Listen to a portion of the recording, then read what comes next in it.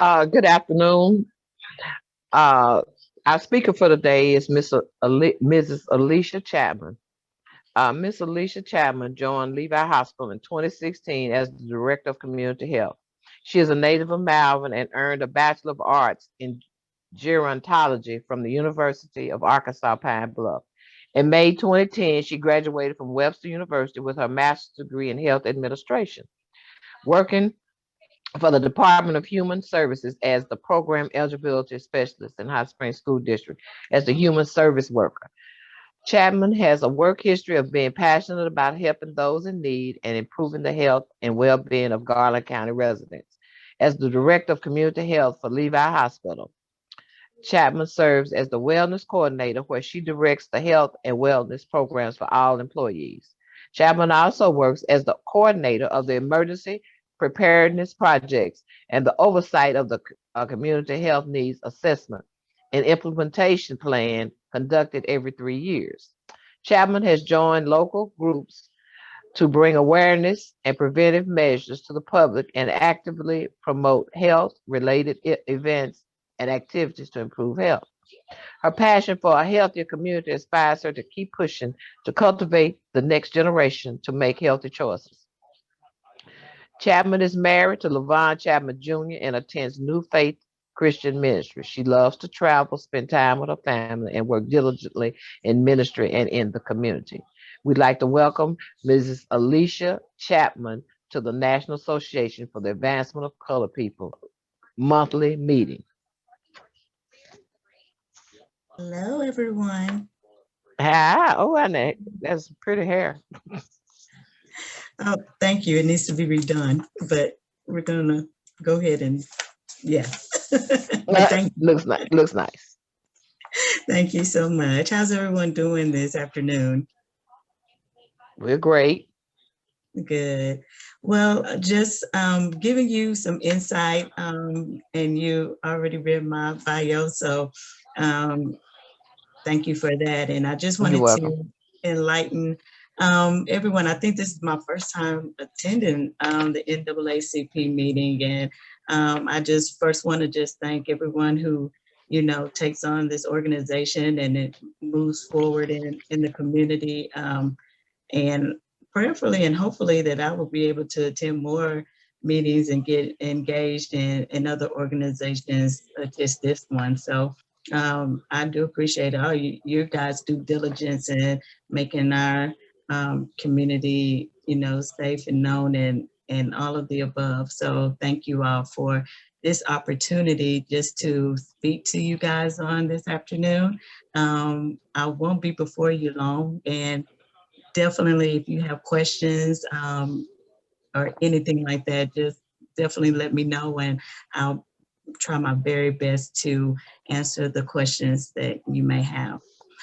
So this afternoon, I wanted to just talk about the community health needs assessment, um, and just let you know what it involves and what this portion that I do with the surveys and the assessment as a whole, as it deals with our community in Garland County. Every 3 years, Levi conducts this community health needs assessment. And every 3 years, out in the community, just trying to promote um, this survey that the residents in our community have the opportunity to give feedback and input, where you may find concerns far as health care services or health as a whole, or even the services that we have here in the community, the resources. Because what I've learned in the past, we've always give a little bit of input and some things remain the same and some things may move forward and some may not. So what I'm here is to get everybody's input, the undeserved, the Hispanic population, the African American community, um, everyone, we're all in this together, different backgrounds, different cultures. But one thing for certain is when we pull together and we find those barriers that we have in our community, the next step would be what can we do to make that change? What can we do to bring forth our community to bond together and to tackle the health barriers that we have in our community? Granted, I love input from our community, and I try to work very hard to listen to what individuals have to say and see what I can do to incorporate um, easier task for individuals to take this survey. So just a brief synopsis about the community health needs assessment. Um, if you have noticed or have not noticed, we normally do an executive report, leave a hospital. I hope everyone can see it. It is conducted every 3 years, and we disperse these books at the end of every 3 years. It has all types of data, information that I compile, secondary data that I have here. It gives what we find that may be alarming in our community, the health concerns, the issues, the resources that people may not know about. All of this is in this executive report. And normally with the start of this process, I send out surveys and I try to make it easy for everyone to give their feedback. This year I have the surveys dispersed at different locations. It is definitely a Dropbox in each location, and people are allowed to take the survey home, fill it out, and even drop it off. With the pandemic, I know it can get very difficult for people to get the survey. So I also have the surveys paper copy on Levi's website, and you can print it out and fill it out. I want to maneuver more into the churches and more into, the organizations as a whole as well. I normally send them out via email, but I just need to make sure that I get everybody's input, and I know that's going to cost me to do more as far as the surveys. I do have it online, and in the chat, I'll definitely forward you the online. It's Survey Monkey that you can go on and do it online. So I try to make sure that everyone has the availability to get the survey. But you may say, hey, I've never seen this survey before. And I never knew nothing about it. And that's the part that I want to tackle. I want to make sure that everyone knows about the community health survey, know where to go to fill it out and to drop it off at. They can go online. However, some people may not have internet access. So you have to think about those critical things as well. But whatever we try to push out for us, the surveys, if you have input, if you have any suggestions that we can do to continue to make sure that everyone gets an opportunity to complete the survey, that would be great. I have it in English version, and I also have it in the Spanish version. I even took the time this year to do that because, again, we're not just talking about just one demographic. We need to reach everyone.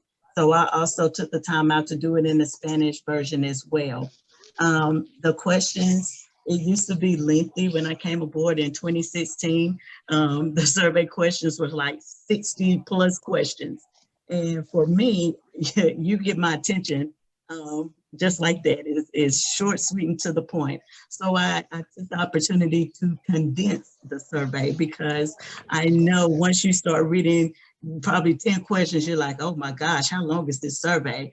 So I try to condense it to even doing like 37 questions, which is less than 10 minutes. And I know because I've already took the survey. So, just trying to make sure that everyone has the opportunity to fill it out.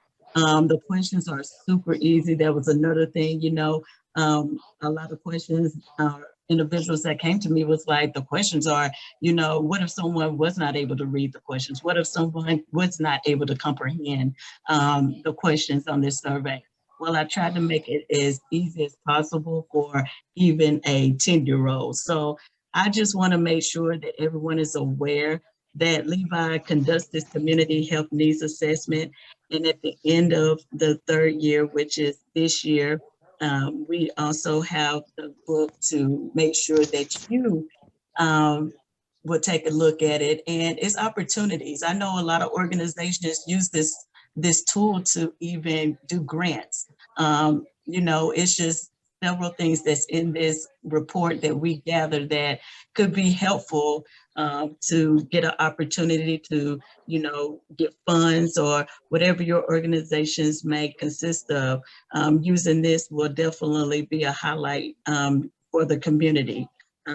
If you want a copy, I'm very easy to drop it off. You can request the copies, disperse them to your organization, disperse them to your church.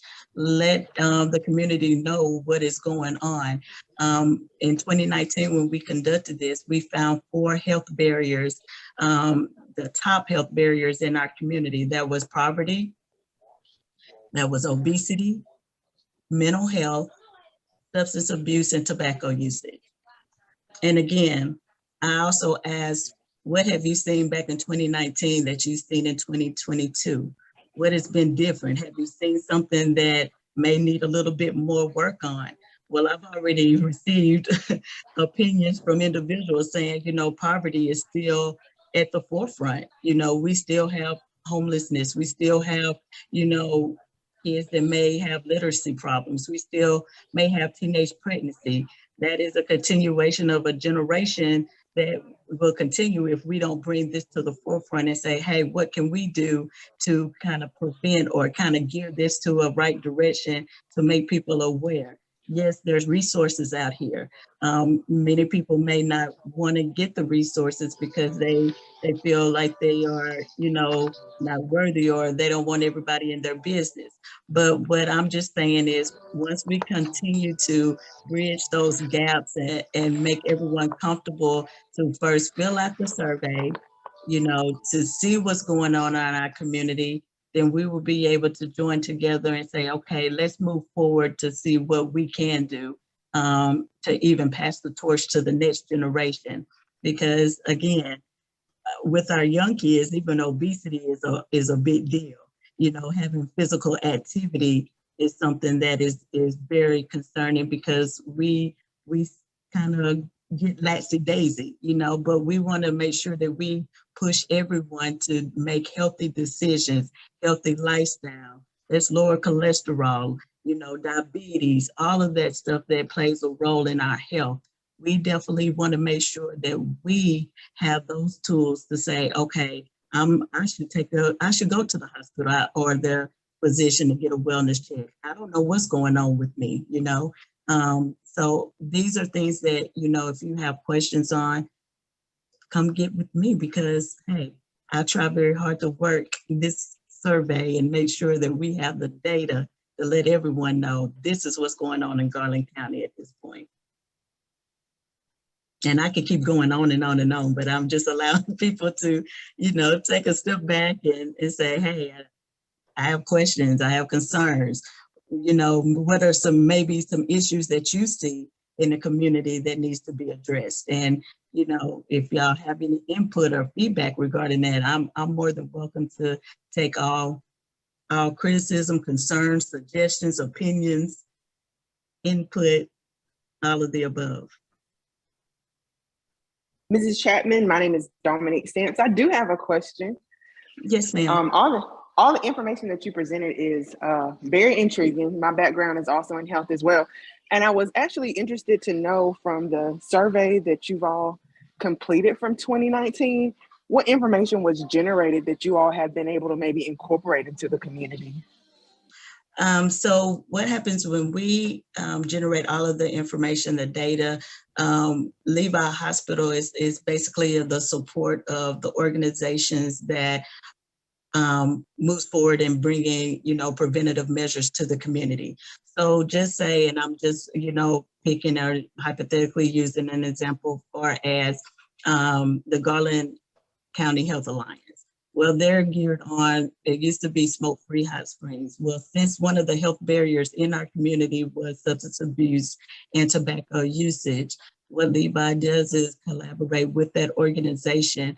And so we for example, went out to Langston School and dispersed during Drug-Free Week information, resources to the teachers, things to give to the students, you know, far as drug-free. We went to Morning Cutter Star. So basically what we do is try to assist those organizations when they see these barriers, that, hey, we are here to volunteer our services. We are here to take on whatever you guys need to bring that awareness, to bring those resources to the community so people will be aware of it. I hope that answers your question. It does. Thank you. Thank you. I appreciate that. You're welcome. Oh, and I failed to let you guys know what locations I have so far that people can drop off the surveys, and they can even they can obtain the paper surveys at these locations and or print them off and drop them off. So the locations that I have so far is the Web Center, the Health Department, Garland County Library, CCMC, the Chamber, and Levi Hospital. I am working on a couple of more locations. And again, if there's locations that you see that, you know, we need to drop a box off and have surveys, I'm more than welcome to do so. I'm also welcome to come to churches or any organizations and speak, just like I'm doing now. So I'm very passionate of getting the community involved. And if you see that, hey, Ms. Chatman can talk about, you know, the survey and the community health needs assessment, how it contains to our community, I'm more than welcome to do so. The surveys are open and they can fill it out through the month of April. So April, I'm cutting the surveys, but this is enough time to, you know, get as many responses from the survey. And again, I should be able to get a couple of more locations, and then that's when I'm gonna just, you know, get social media, newspaper, get all of that involved. But I want to make sure that my locations are secured before I do any type of write-up or anything, to make sure that I have the locations concrete. So, but so far, those are the locations: the Web Center, the Health Department, the Garland County Library, CCMC, the Chamber, and Levi. So those are the locations that I have so far.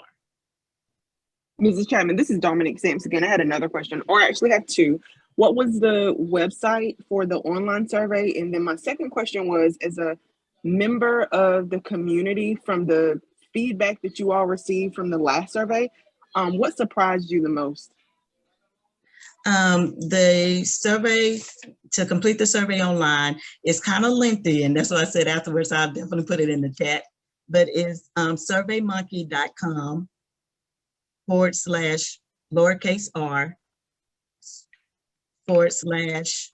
/r/Garland Community Health Survey 2022, and it's all lowercase. I know I didn't get all that, but yeah, if we could put it in the chat, that would be great. That would be great. I definitely will. It is lengthy. Yeah. No and worries. like I said, I'm glad it's available. And normally I will email and attach the link as well. So sometime this week, if you guys want to inbox me or in the chat, put your email address, I can definitely send that over to you. I also have community leader questions as well, questionnaires for those community leaders. So like Minister Witherspoon, I'll probably forward you an email just to get your input of, you know, being the president of NAACP, what your insight is in the community as being a leader over your organization. Oh, and the second question that you asked in regards to the assessment that was surprising. I'm trying to think here. I'm more surprised in regards to, because poverty was listed as #1 in our community. And I definitely feel that even though we are making strides to better our undeserved and our lower income population, I still don't feel like, I'm not saying we're not moving forward with it. Some things were out in the community to let us know that that is the issue. I think just moving on it is my biggest thing. Like I always want stuff to be done. Like, okay, let's get the ideas together. Let's see what we can do. Let's get the foot forward in making it happen. And not saying that we're not doing that. I definitely applaud those who are working real hard to make things happen. Our homelessness, I see them in every corner. And that right there, I just wish that there was more in regards to getting them either shelter, but again, a lot of times they don't want the assistance. And sometimes they feel like it's better to be in the streets than, maybe sheltered. You just have different mindsets, and that's where mental health come in at, having more, living for mental health and all of that. I just feel a great passion. I like to help everyone, should I say. So that's just my biggest thing that I've seen. It's just trying to make sure that we bring awareness to help those who are in need. And that's with everyone in my book. Alisha, Yes, ma'am. as the president of the Web Center, I get a lot of calls from people that they are seeking shelter, especially when it's real cold. Yes. And during that time, most places are, full. They don't have any more beds. So I think that is a concern of mine, that we don't have enough places for people when they seek shelter. And not only when it's cold, when it's real hot too. I agree. So that is a big concern of mine, because I get a lot of calls. Do I know any place where they could go and stay the night? And all the places are usually full. Some churches have a women's center, but they are full too, usually. So that is a big concern in our community. People having shelters, females and males. I agree. And that's kind of sort of how I feel as well. I feel that we definitely, we talk about it, yeah, but bringing it to the forefront has been an issue. And like I said, I'm not saying that people are not taking initiative to, see that it is needed. And I just feel like we talk about it a lot. Why not make it happen, especially when it, like you said, it's cold right now, and we've had some cold days, and still seeing people out not able to even have the shelter to get warm or to have whatever they may need is sad. And so those are the things that when we had this community health needs assessment, that we brought it to the forefront and link up with organization that may assist in trying to bring positive, initiatives forward. And hopefully, like I know it's not going to be overnight, I just want to make sure that we take baby steps, because you do have to fall before you walk. And just hoping that we can move forward with taking those steps, that's my goal. And to get people involved. I think that's another thing that I also like to stress. It's like just getting people involved even the more. I wish people would definitely, and I work all angles, and that's the thing I see, that we have, more in at this certain place and at this certain place. If we could come together and get more involved, and even myself, I'm with different organizations, but just like today, I'm sitting here with you guys, and that's just pumping me even more to say, hey, Alisha, you may need to continue to, join on the bandwagon, even with this organization, NAACP. Yes, I see it and everything, and I definitely want to continue to, make myself sufficient in the community, because that's what I'm all about. Yeah, Miss Ann Hill was going to say something in regard to the homelessness. I know she's working with the warming centers, I believe. Hi, Miss Hill. I have just been involved somewhat, St. Luke's Episcopal Church and First United Methodist, and I believe 10 other churches across the community work together when the temperature reaches a certain point. Like I think it was 25 degrees or lower for the overnight forecast. They open a warming center. It's been at First United Methodist Church in our big gymnasium auxiliary building. And this last time, there were 98 people served. So that is a big number. And, they're allowed to bring their dogs and their cats. And we had a family with like an 18-month-old. And, it's really, of course, it's very concerning to think that had this not been open, where would they have been spending the night, with an 18-month-old? The challenge is convincing them that it's a safe place to come and that, they can trust that, no one's going to harm them or report them or, for them to come to rely on the volunteers. But anyway, it's a great effort, and a lot of churches are starting to work on it, but it sure is eye-opening to see how many people, don't have a warm place to stay. And may I ask you a question? Yes. Do you all some of the churches provide transportation? Because I've found people have called me, and wherever they are, they don't have transportation. They don't have money for a cab. So do you all provide transportation? Yes, ma'am. My understanding of the way it works is through Cooperative Christian Ministries. The city buses will go if a person can notify. I think there are 2 different phone numbers. On the night that the center is open, person can call that number and a city bus will pick them up. I can't be more specific than that, but I know that some arrangements have been made for transportation. I think Cooperative Christian Ministries, which used to be the Charitable Christian Medical Clinic, I think they coordinate a lot of those, services to get people there.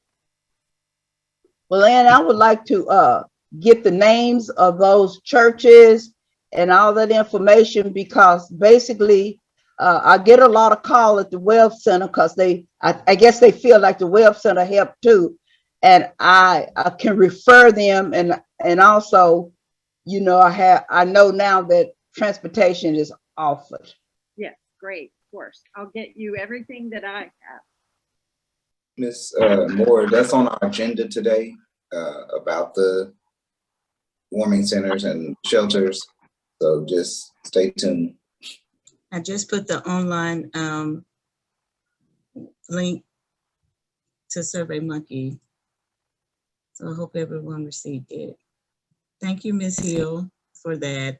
I collaborate with SWAP organization, and I remember that they had the warming shelter and also was taking donations. So, and I know in January, we normally do the point in time count, which I usually come out and volunteer my services there as well during that time. So I'm out there, in the cold with them and, getting them the services and resources they need.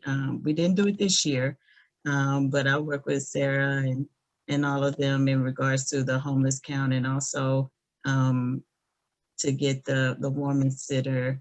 And they were taking volunteers and requesting donations at that time at First United, like you mentioned. So again, 98 people, that's a lot. So,